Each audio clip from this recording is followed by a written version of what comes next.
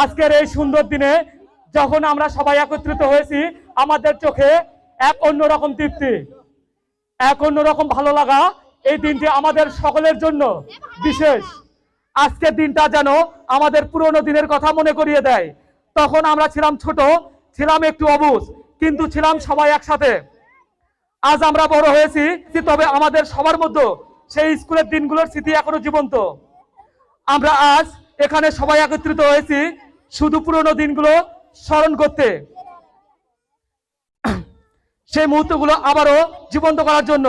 যে মুহূর্তগুলোর মাঝে ছিল হাসি, আড্ডা, জীবনের প্রথম পড়াশোনা, প্রথম বন্ধুত্ব এবং এমন অনেক কিছু যা আমাদের আজকের ব্যক্তিত্বকে গড়ে তুলেছে।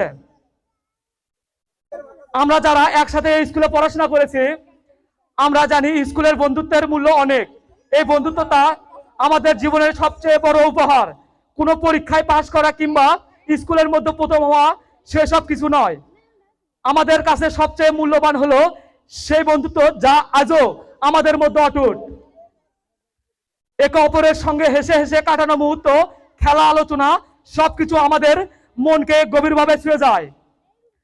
আমরা সবাই আজকে এসে বুঝতে পেরেছি এই স্কুলের দেয়ালগুলো, এর ক্লাসরুমগুলো আমাদের জীবনের অন্যতম শিক্ষার জায়গা।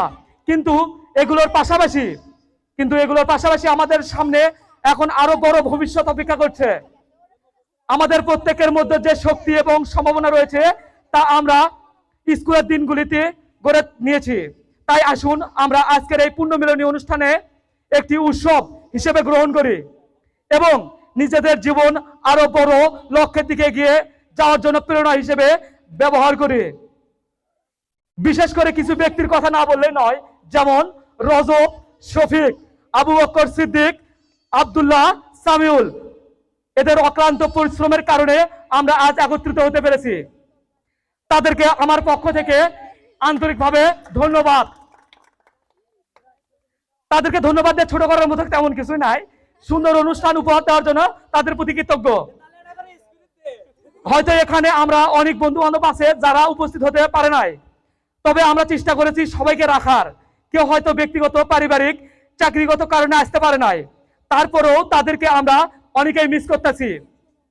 তাদের জন্য শুভকামনা রইল যেন পরবর্তী অনুষ্ঠানে আমাদের সাথে তারাও থাকতে পারে। সময়ের প্রত্যাবর্তনে আমরা আজকে অনেক দূরে থাকলেও আমাদের মন সেই স্কুলেই পড়ে রয়েছে, এটা সত্যি। তাই আমাদের বন্ধুত্বের অটুট স্মৃতি ধরে রাখতে আমাদের সবাইকে নিজেদের জায়গা থেকে সচেতন থাকতে হবে।